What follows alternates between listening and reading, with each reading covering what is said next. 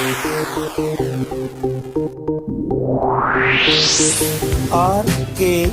स्वागत है दोस्तों आपका एक बार फिर से हमारे YouTube चैनल RKB कैंफी वीडियोस में।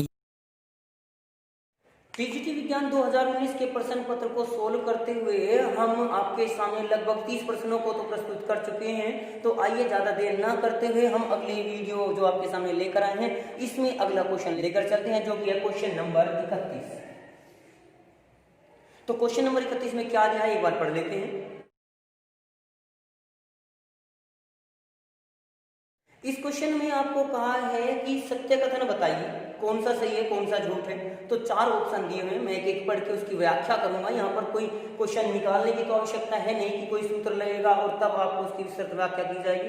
हाँ, उससे अगले 1-2 क्वेश्चन के पश्चात आपको सूत्र का प्रयोग जरूर करके दिखाएंगे।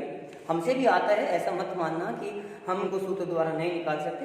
तो आप चिंता मत कीजिए, जितना हमसे आता है उतना आपको जरूर बताया जाएगा। चलिए क्वेश्चन नंबर 31 में पहला पॉइंट दिया है कि अल्फा किरणों की आयनीकरण शक्ति उच्च होती है। देखिए अल्फा किरणें जो होती हैं वो 2He4 होती हैं, इनमें पॉजिटिव चार्ज होता है। हीलियम नाभिक को अल्फा कण कहा जाता है। अल्फा किरणें जो हैं हीलियम कणों से मिलकर बनी होती हैं। तो हीलियम में 2 प्रोटॉन होते हैं और इलेक्ट्रॉन कोई नहीं होता। तो 2 पॉजिटिव धनावेश होने के कारण ये दूसरे परमाणुओं से इलेक्ट्रॉन को निकालने का गुण रखती हैं, दूसरों को आयनीकृत कर सकती हैं। तो इनकी आयनीकरण क्षमता उच्च होती है, अधिक होती है। किनमें? अल्फा, बीटा और गामा। इस पर 2 पॉजिटिव होता है, इस पर 1 नेगेटिव होता है और गामा किरणों पर कोई आवेश नहीं होता। तो हम जब तुलना करेंगे इन तीनों की तुलना में अल्फा किरणों की आयनीकरण क्षमता अधिक होती है। इसके पश्चात दूसरा पॉइंट जो दिया हुआ है सदैव समस्थानिक सदैव रेडियोधर्मी होते हैं, ये जरूरी नहीं है, सही नहीं है। जैसे 1H1 है, 1H2 है, 1H3 है, ये हाइड्रोजन के 3 समस्थानिक हैं। इनमें से ये जो प्रोटियम, ड्यूटेरियम, ये रेडियो एक्टिव होते ही नहीं, रेडियोधर्मी नहीं होते। केवल 1H3 जो ट्राइटियम होता है वही रेडियोधर्मी या रेडियो एक्टिव तत्व होता है, समस्थानिक होता है। तो सेकंड पॉइंट में कहा है समस्थानिक सदैव रेडियोधर्मी होती हैं। तो ये जरूरी नहीं है कि ये सही हो, इसलिए हम इसको गलत लेकर चल सकते हैं। लेकिन पहला पॉइंट हमारा सही हो चुका, वैसे पहला ऑप्शन हमारा सही है। फिर भी हम व्याख्या करके देख रहे हैं अगले पॉइंट्स की भी, जो कि आपका थर्ड पॉइंट दिया है बीटा किरणें सदैव ऋणाग्र की ओर मुड़ती हैं। अगर विद्युत अक्षेत्र लगा दिया जाए, विद्युत अक्षेत्र में 2 पॉइंट होंगे, एक प्लस आवेश एक माइनस आवेश। इनमें अगर हम अल्फा किरणें भेजें तो अल्फा किरणें नेगेटिव की ओर मुड़ जाती हैं, लेकिन अगर बीटा किरणें भेजें तो बीटा किरणें आपकी पॉजिटिव की ओर मुड़ेंगी। क्यों? क्योंकि बीटा पर नेगेटिव आवेश होता है, नेगेटिव पॉजिटिव की ओर आकर्षित होगा। लेकिन इसमें उल्टा दे दिया कि बीटा किरणें ऋणाग्र यानी नेगेटिव पार्ट की ओर मुड़ती हैं। तो नेगेटिव में तो प्रतिकर्षण होगा। अगर ये हमारा पॉजिटिव भी नहीं है तो बीटा किरणें तो फिर भी नेगेटिव से दूर की ओर ही जाएंगी। तो ये पॉइंट आपका टोटली गलत है। थर्ड पॉइंट में कहा है गामा किरणें ऋणावेशित कण होती हैं। देख लीजिए गामा किरणों पर आप देख सकते हैं, गामा किरणों पर न तो कोई आवेश होता है, नहीं उनका कोई द्रव्यमान होता है, वो विद्युत चुंबकीय किरणें होती हैं। इस बात का ध्यान रखना। इनमें द्रव्यमान होता है, बीटा किरणों में भी, अल्फा किरणों में, लेकिन गामा किरणों में द्रव्यमान भी नहीं होता, वो केवल ऊर्जा युक्त किरणें होती हैं। तो ये पॉइंट भी आपका गलत है, इसलिए क्वेश्चन नंबर 31 का पहला ऑप्शन आपका सही है। अब देखते हैं क्वेश्चन नंबर 32 को।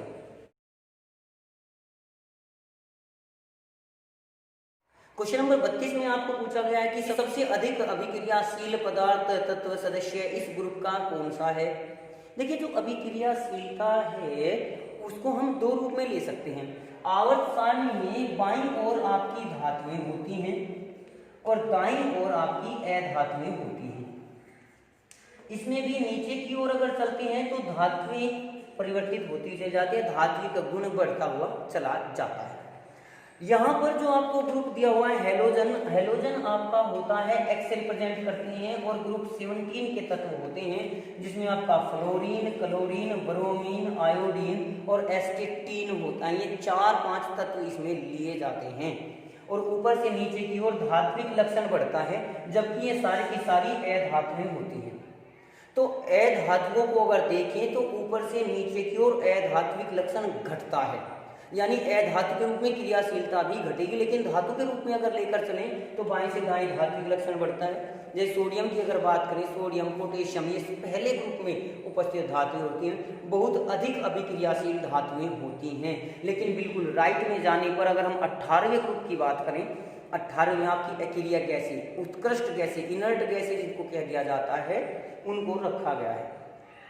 तो ग्रुप 17 में जो हेलोजन्स होते हैं, हेलोज का मीन्स होता है जो सी साल्ट फॉर्मिंग होते हैं, जो समुद्र में पाए जाने वाले लवणों का निर्माण करते हैं, उन्हें हेलोजन कहा जाता है। तो आपके हेलोजन है फ्लोरीन, क्लोरीन, ब्रोमीन और आयोडीन।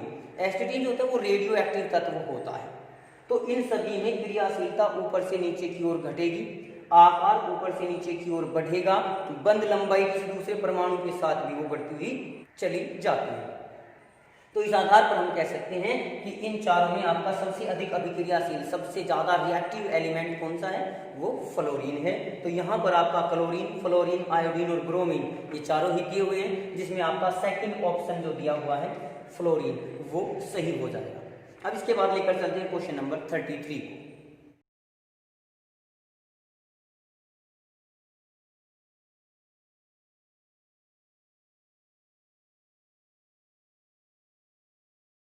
देखिए क्वेश्चन नंबर 33 में आपको दे दिया गया कि एक महिला इस प्रकार से चल रही है, अपनी कार में समतल सड़क पर सफर कर रही है और फिर उसी दिशा में 30 अंश के कोण पर जाने वाले हवाई जहाज को देखती है। ये हवाई जहाज जा रहा है 30 अंश के कोण पर, यहाँ पर हमने 30 अंश का कोण बना दिया। फिर इसने कह दिया कि 110 किलोमीटर प्रति घंटा के वेग से चलते हुए वह उस हवाई जहाज के ठीक नीचे रहती है। यहाँ पर ये ठीक नीचे रहती है, तो यहाँ जो ये इसकी गति है वो 110 किलोमीटर प्रति घंटा की स्पीड है। 110 किलोमीटर प्रति घंटा की इसकी स्पीड है। तो हवाई जहाज का वेग पूछा है, हवाई जहाज का वेग पूछा है, ये किस वेग से चल रहा है, तो यानी इसका वेग v ज्ञात करना है। अब यहाँ अगर हम इसको देखें तो देखिए ये एक अक्षैतिज घटक है, ये एक ऊर्ध्वाधर घटक है, जबकि ये परिमाणात्मक रूप में भी लेकर चला जा सकता है। तो यहाँ पर अगर हम इस किसी कोण पर झुके हुए राशि को ऊर्ध्वाधर और अक्षैतिज घटक के रूप में हम निकालना चाहें तो अक्षैतिज घटक तो निकाला जाता है, अक्षैतिज घटक अगर ये आपका r है, v है, रिजल्टेंट मान के चल सकते हैं, तो अक्षैतिज घटक हो जाएगा हमारा r cos थीटा, और जो ऊर्ध्व घटक होता है वो होता है हमारा r sin थीटा। ये फिजिक्स में आप लोगों ने पढ़ा होगा। तो यहाँ पर हमें तो केवल अक्षैतिज घटक की बात करनी, अक्षैतिज घटक हमारा है 110, हमें v की वैल्यू ज्ञात करनी है और cos थीटा यानी cos 30 का मान हमें देखना है। 30 का यहाँ पर एंगल आपका दिया हुआ है। अब cos 30 की वैल्यू कितनी होती है वो देख लीजिए, 110 v, cos 30 की वैल्यू होती है आपकी √3/2। cos 30 की वैल्यू क्या होती है, √3/2, तो 2 की गुणा कर दीजिए, √3 से भाग कर दीजिए, तो v इक्वल टू हो जाएगा 2 गुणा 110 अपॉन √3 की वैल्यू होती है 1.732। ये 2 से छोटा है, 2 से छोटा, तो 120 यहाँ पर आ जाएगा 220, इसको लगभग अगर हम काटेंगे तो कुछ 1 पॉइंट कुछ बचेगा, तो यहाँ 100 है, 110 से बड़ा हो जाएगा कुछ वैल्यू। देखिए यहाँ पे 127 दिया हुआ है, 110 दिया हुआ है, 220 दिया हुआ है, 144 दिया हुआ है, तो यहाँ पर 220 तो होगा नहीं क्योंकि 1.732 से भाग दे दिया, तो आपका तीसरा ऑप्शन बिल्कुल नहीं होगा। उसके बाद 110 दिया हुआ है, यहाँ पर कुछ न कुछ फर्क है तो 110 भी नहीं होगा, यानी सेकंड ऑप्शन भी नहीं होगा। अब हमारा फर्स्ट 127 और फोर्थ 144, 127 और 144, इन दो में से कौन सा होगा, तो यहाँ पर आप लगभग इसको अगर भाग देने की कोशिश करें, 17 एकम 17, 20 हो गया और 3 बच गया, 17 दूनी 34, लगभग 2, 12 एकम 12 और 12 एकम 12 वे 13, तो यानी 113, 14, 15 के करीब, ये जब इसकी गुणा करेंगे 1.2 की तो लगभग 113 के करीब आया हुआ है, तो इसके नजदीक हमारा कौन सा है, 127 है। तो यहाँ पर आपकी जो वैल्यू आ जाएगी, बाकी आप भाग देकर देख सकते हैं, गुणा भाग करके देख सकते हैं, वो वैल्यू लगभग आ जाएगी और ये हो जाएगी कुछ 127 किलोमीटर प्रति घंटा। क्योंकि एग्जाम में हमें ज्यादा लंबा भाग भी नहीं देना है, कभी कभी इन ऑप्शन का ही टेंट वाले मेथड भी यूज करना पड़ता है ताकि आप लोगों का समय बचे। एग्जाम में मुख्यतः नेचर हमारी ये होनी चाहिए कि हम एक तो पूरा पेपर पढ़ लें। अक्सर मैंने भी देखा है, मैं पहले टेस्ट में क्लियर नहीं कर पाया था, मैंने भी 2 टेस्ट दिए हैं, पहली बार रह चुका था लेकिन दूसरी बार मैं कंफर्म क्लियर हो गया था क्योंकि थोड़ी सी मैंने स्पीड अपनी बढ़ाई। तो आप भी प्रैक्टिस करके अपनी स्पीड को बढ़ाएं, अपनी स्पीड को कुछ इस तरीके से मेंटेन कीजिए कि वहां पर आप 1.5 घंटे में इन 125 क्वेश्चन को कर दें, क्योंकि कुछ बचे हुए क्वेश्चन भी रह जाते हैं। एक बार उस 1.5 घंटे में आप 125 क्वेश्चन के अंदर को होकर निकल जाएं।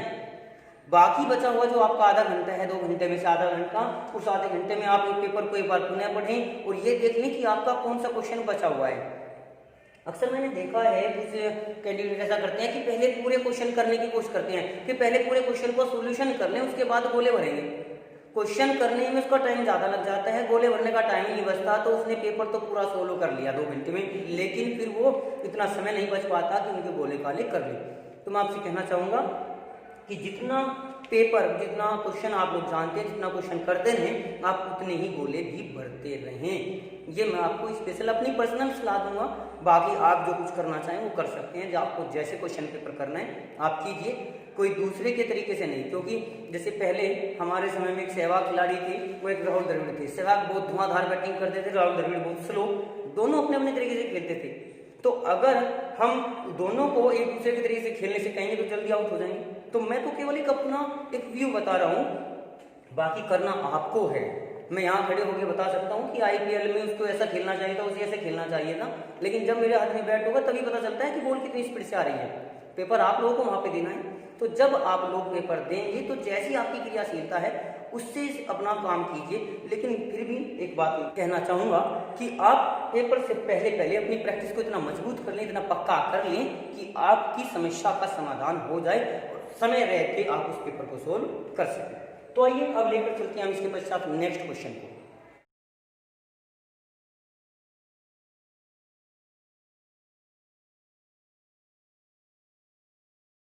इस क्वेश्चन में फिर आपसे सल्फर के बारे में जानकारी पूछी गई है और 4 ऑप्शन दे दिए कि सल्फर इतनी ज्यादा संयोजकता क्यों प्रदर्शित करती है। कभी कभी ये क्वेश्चन कुछ इस प्रकार से भी आ सकता है कि देखिए जो सल्फर है वो ग्रुप नंबर 16 में उपस्थित होती है। उसमें पहला एलिमेंट ऑक्सीजन है, दूसरा एलिमेंट सल्फर, फिर OCTO पोलोनियम। तो इस प्रकार से हम इसको याद भी कर सकते हैं। दूसरा ग्रुप नंबर तो 15 है, उसके बारे में भी आ सकता है, पहले नाइट्रोजन है फिर फास्फोरस है। सेम क्वेश्चन आ सकते हैं इस प्रकार से। वो क्वेश्चन क्या होगा? क्वेश्चन हो सकता है कि NCl3 बन सकता है, PCl3 भी बन सकता है, जबकि NCl5 नहीं बनता, PCl5 बन जाता है। ऐसा क्यों है? यहां भी वही बात है कि ऑक्सीजन केवल 2 बार जुड़ सकती है, लेकिन सल्फर इस प्रकार से अधिक संयोजकता भी प्रदर्शित कर सकती है। क्या कारण है? उस कारण में आपके कुछ ऑप्शन दिए हुए हैं। सबसे पहला दिया हुआ है कि सल्फर का बड़ा आकार। बड़ा आकार, अब बड़ा आकार किसकी तुलना में है? वो ऑक्सीजन की तुलना में होगा। ग्रुप 16 है तो ग्रुप 16 के तत्वों के बारे में ही जानकारी करेंगे। तो यहाँ पर इस फास्फोरस के बारे में भी लिखवा सकते हैं कि फास्फोरस का आकार नाइट्रोजन से अधिक बड़ा होता है। अगला पॉइंट अगर हम बात करें, इसमें दूसरा दिया है उच्च विद्युत ऋणात्मकता, दूसरा दिया हुआ है हाई इलेक्ट्रोनेगेटिविटी। इलेक्ट्रोनेगेटिविटी क्या होती है? किसी भी परमाणु के द्वारा जो साझे का इलेक्ट्रॉनिक है उसको अपनी ओर खींचने की अक्षमता होती है, उसका बंद बनाने से इतना प्रभाव नहीं पड़ता। ध्रुवीय प्रकृति को प्रभावित जरूर करती है विद्युत ऋणात्मकता। जिसकी विद्युत ऋणात्मकता जितनी ज्यादा होगी वो उतना ही अधिक ध्रुवीय यौगिक बनाएगा। पूरी पीरियडिक टेबल में फ्लोरीन सबसे अधिक विद्युत ऋणी है, उससे कम ऑक्सीजन है, उससे कम नाइट्रोजन और क्लोरीन होते हैं। लेकिन नाइट्रोजन, फ्लोरीन और ऑक्सीजन ये 3 ही तत्व हाइड्रोजन बंद बनाते हैं, क्लोरीन नहीं बनाता। उसका कारण क्लोरीन का बड़ा आकार होता है नाइट्रोजन की तुलना में। तो एक क्वेश्चन यहाँ पर यह भी हो सकता है कि क्या कारण है कि नाइट्रोजन और क्लोरीन की विद्युत ऋणात्मकता समान होती है, फिर भी नाइट्रोजन हाइड्रोजन बंद बना देता है लेकिन क्लोरीन नहीं बनाता। तो उसका कारण है कि नाइट्रोजन का आकार छोटा होता है, क्लोरीन का आकार बड़ा होता है, अतः वह हाइड्रोजन बंद बनाने के लायक आवेश उत्पन्न नहीं कर पाता। यही कारण है कि क्लोरीन हाइड्रोजन बंद नहीं बनाता। तो तो बड़ा आकार बड़ा होने से बंध लंबाई परिवर्तित होती है, बंधों की संख्या पर कोई प्रभाव नहीं पड़ता, और जिसकी बंध लंबाई जितनी ज्यादा बड़ी होगी वह बंध उतनी आसानी से टूट सकता है। वहां पर बंध वियोजन ऊर्जा, बॉन्ड डिसोसिएशन एंथैल्पी का प्रयोग हम कर सकते हैं। तो यहाँ इन दोनों पॉइंट का कोई तात्पर्य नहीं है, क्योंकि क्वेश्चन में सल्फर विभिन्न संयोजकताएं प्रदर्शित करता है, क्यों करता है ये बताना है हमें। तो अब नंबर आता है थर्ड में क्या है, सल्फर में वैकेंट डी ऑर्बिटल की उपस्थिति। तो जो डी ऑर्बिटल होता है, अब सल्फर को देख लीजिए, ऑक्सीजन का परमाणु क्रमांक होता है 8, तो यहाँ पर 1s2 2s2 2p6 आना चाहिए था, तो 10 हो जाते, अब यहाँ पर 4 आ जाएगा। अब जैसा कि आप लोगों ने थ्योरी में पहले पढ़ा होगा कि पहली कक्षा में केवल s फोर्स होता है, दूसरी में s और p, तीसरी में s p और d, चौथी और अन्य सभी में s p d और f होते हैं। तो यहाँ पर अगर हम सल्फर का इलेक्ट्रॉनिक विन्यास करें 16 का, 1s2 2s2 2p6 3s2 और 2 4 6 10 2 12 और 3p कितना आ जाएगा 4 12 सर 16। तो s आ चुका, p आ चुका, अभी 3d और बचा हुआ है, यानी 3d 0 है। भले ही d में इलेक्ट्रॉन न आए हैं, लेकिन d खाली है, d उपस्थित है। तो जो खाली इलेक्ट्रॉन है, खाली ऑर्बिटल है सॉरी, तो यहाँ पर हम कुछ इस प्रकार से इसको लेकर चल सकते हैं। ये 3s के 2 इलेक्ट्रॉन, उसके पश्चात 3p में आपके 4 इलेक्ट्रॉन है, 1 2 3 और 4। अब उसके पश्चात जो 3d है, d 5 प्रकार का होता है आपका, वो खाली है। तो जब नाइट्रोजन या फास्फोरस की बात कर रहे हैं, यहाँ भी कुछ ऐसा ही होगा कि जो इसके s और p के इलेक्ट्रॉन हैं वो d में जंप करके अयुग्मित रूप में उपस्थित हो जाते हैं, अनपेयर्ड रूप में उपस्थित हो जाते हैं। और जैसे ही ये यहाँ पर पहुंचा 1 2 3 4 5 6, इस प्रकार से 6 इलेक्ट्रॉन अनपेयर्ड हो गए, जो कि बंध बनाने में प्रयुक्त हो सकते हैं। फास्फोरस में नाइट्रोजन में 5 होते हैं, तो वहां पर PCl5 बन सकता है, लेकिन नाइट्रोजन में ये वैकेंट डी ऑर्बिटल नहीं होते, खाली डी ऑर्बिटल डी कक्षक उपस्थित नहीं होते, जिस कारण से नाइट्रोजन अपनी कक्षा में, अपनी संयोजकता में वृद्धि नहीं कर सकता, और वो केवल NCl3 बनाता है, NCl5 नहीं बनाता।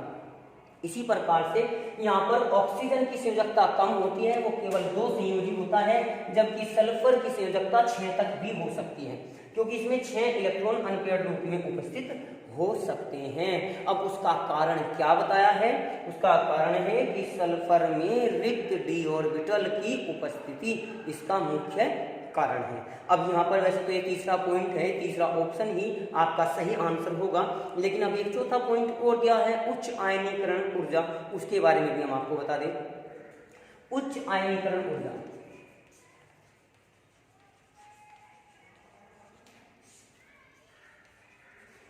आयनाइजेशन एंथैल्पी, आयनीकरण ऊर्जा का मतलब है आयनीकरण ऊर्जा, आयनन विभव भी इसको कहा जा सकता है।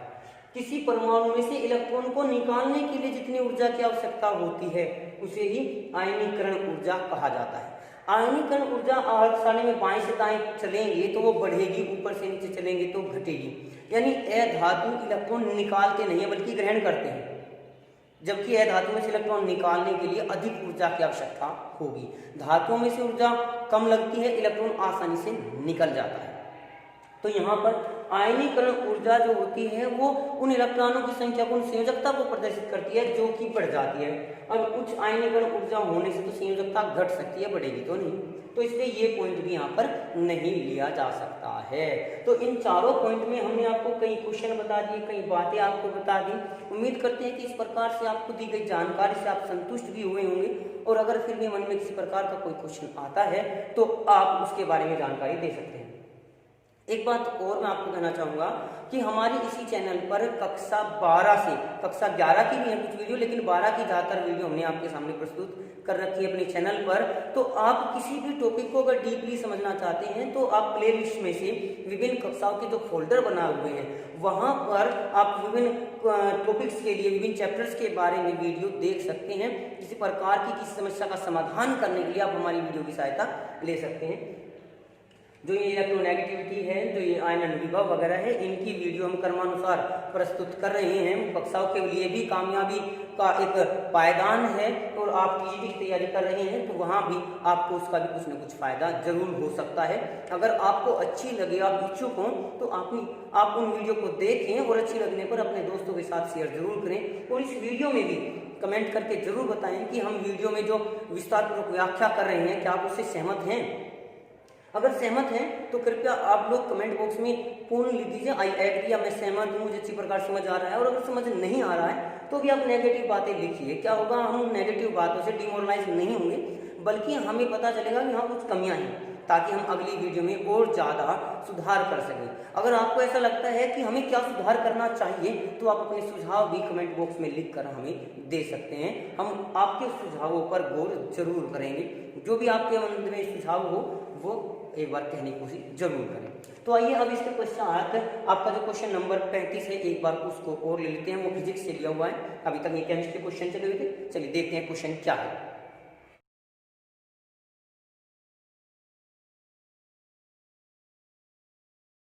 क्वेश्चन नंबर 35 में आपको एक ट्रांसफार्मर के बारे में बताया गया है। वैसे ट्रांसफार्मर को क्वेश्चन पहले भी हम आपको समझा चुके हैं।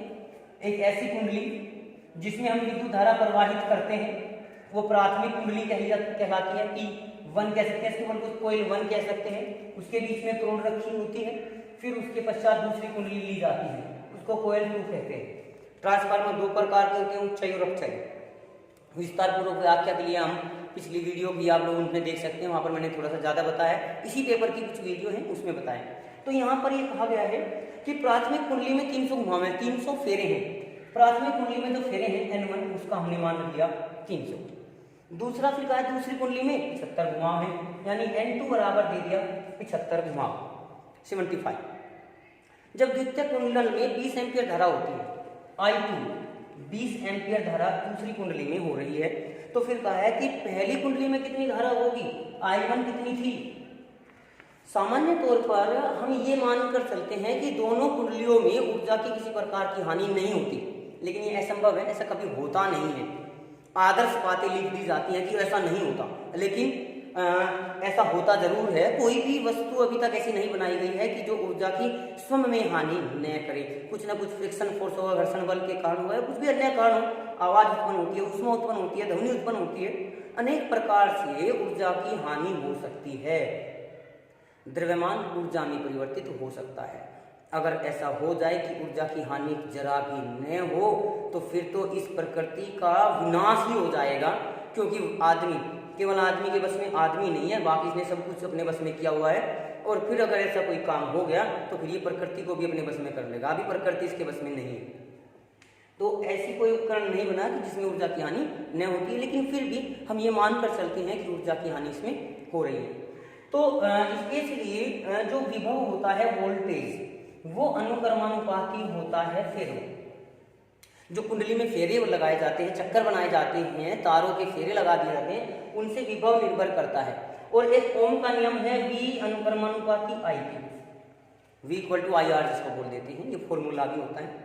लेकिन यहाँ इसके लिए अगर देखें तो शक्ति के रूप में हम लेकर चल सकते हैं, और P = होता है V × I। जब हमारी शक्ति समान होती है, ट्रांसफार्मर के लिए कह रहा हूं, क्योंकि जो ओम का नियम है वो हमारा AC में प्रयुक्त नहीं होता, वो हमारा DC में प्रयुक्त होता है। तो V अनुक्रमानुपाती I ये हमारा DC के लिए था, लेकिन AC के लिए अगर देखें तो यहाँ से क्योंकि शक्ति का विनाश नहीं होता, तो V व्युत्क्रमानुपाती I के रूप में हम लेकर चल सकते हैं, V व्युत्क्रमानुपाती I। तो यहाँ पर आपका एक सूत्र बन जाता है सीधे सीधे रूप में कि V1/V2 = N1/N2। अगर धारा के रूप में लेकर चले तो इसका ये हो जाएगा I2/I1। तो यहाँ I1I2 N1N2 वैल्यू रख दीजिए, देखते हैं आंसर आता है नहीं, कैसे नहीं आता। N1 300, N2 75, तो 300/75 इक्वल टू लगा के आपका ये आ जाएगा क्या था आपका I2 20/I1, 20/I1। तो I1 = क्या हो जाएगा, I1 हो जाएगा आपका 75 × 20/300 डिवाइड कर दीजिए। 75 दूनी 150 होते 3, 5 एम्पियर हो जाएगा। तो ये वैल्यू आपकी आ जाएगी 5 एम्पियर। देखिए ऑप्शन क्या है, इसमें आपके 4 ऑप्शन दिए गए हैं, 5 ampere, 25 ampere, 80 ampere, 6.1 6.4 kilo ampere. तो आपका सबसे पहला ऑप्शन जो है 5 एम्पियर वो यहाँ पर आ जाता है। तो इस प्रकार से हमने आज की वीडियो में भी आपको 35 क्वेश्चन तक करके बता दिए हैं। बाकी जो क्वेश्चन हैं अब हम आपको अगली वीडियो में प्रस्तुत करेंगे। तो जैसा मैंने आपको अभी कहा है कि अगर आप हमारी वीडियो संतुष्ट हैं तो हमारा उत्साहवर्धन कीजिए, कमेंट बॉक्स में जरूर लिखिए, और अगर आप संतुष्ट नहीं हैं तो भी लिखिए, ताकि हमें हमारी कमियों का पता चले। जब तक हमें हमारी कमियों का पता नहीं चलेगा हम उनमें सुधार कैसे करेंगे। हमें तो अपने आप को ये लगता है कि हम तो बहुत अच्छे हैं, सबसे अच्छे हैं, लेकिन कोई दूसरा ही तो आप जैसे दोस्त ही तो बताएंगे कि दोस्त ही एक अच्छा दोस्त वही होता है जो जानकारी दे। क्योंकि देखिए एक संस्कृत की तैयारी कर रहा है हमारा दोस्त, उसमें हमने देखा है एक सूक्ति है किरात रजनीयम में, हितम मनोहारी से दुर्लभम वचः। उसका अर्थ ये होता है कि दोस्त, सच्चा दोस्त वही होता है जो हितकारी शब्द बोलता है, लेकिन इसका कुछ अर्थ अलग है। मैं तो आपको दूसरे रूप में बता रहा हूँ क्योंकि संस्कृत मुझसे इतनी नहीं आती, मैं तो केवल हल्की फुल्की जानकारी आपको दे रहा हूँ कि हितकारी जो हमारे फायदे के हों और वे शब्द जो हमें सुनने में अच्छे लगे। हितम मनोहारी, मनोहारी वो होता है जो सुनने में अच्छा लगता है। हितम मनोहारी च मतलब और, जो हित और मनोहारी हो दोनों के। दुर्लभम वचन, ऐसे वचन दुर्लभ से मिलते हैं। दुर्लभ से कैसे कि आप मुझे मेरे भले की बात कहिए तो आप मुझे ज्यादा बुरे लगेंगे। आप कहकर देख लीजिए किसी को, आप कोई किसी को ये सलाह दीजिए अच्छे कि भाई ऐसा मत करे, ये मत कर, बीड़ी पीने वाले को कह दीजिए कि भाई बीड़ी मत पिए, तो आप उसके दुश्मन हो जाएंगे। भले ही आप उसे अच्छे शब्द कह रहे हैं तो उसे वो बुरा लगा, सुनने में बुरा लगा, तो मनोहारी नहीं है, सुनने में अच्छा नहीं लगता, लेकिन उसके हित की बात है। तो हितम मनोहारी च दुर्लभम वचः, इस प्रकार का मैंने वो संस्कृत में मैं भी थोड़ा पढ़ चुका था, तो इसलिए आपके सामने आ होता है। तो मैं भी आपको यही कहूँगा कि भले ही हमारे मनोहारी न हो, हमें सुनने में पढ़ने में बुरे लगे, लेकिन वे हमारे हित के होंगे जो आप कमेंट करेंगे। अगर आपको अच्छा नहीं लग रहा है, आपको वीडियो अच्छी नहीं लग रही है, तो आप जो कमेंट करेंगे वो हमारे हित के होंगे। हम अगली वीडियो में इसमें सुधार करके तो भेज सकते हैं। तो आपसे ये कहना चाहूँगा कि आपको वीडियो अच्छी लग रही है तो हमारा उत्साहवर्धन कीजिए, और अगर वीडियो अच्छी नहीं लग रही है तो उसमें जो कमियां हैं आप हमें बताइए, हम उनको दूर करने का भरसक प्रयत्न करेंगे। तो आज की वीडियो के लिए आपका धन्यवाद। आज की वीडियो में बस इतना ही। अगली वीडियो प्राप्त करने के लिए हमारे चैनल को सब्सक्राइब करें, वीडियो को लाइक करें, और अगर वीडियो अच्छी लगे तो कमेंट्स करें और दोस्तों को भी शेयर करें।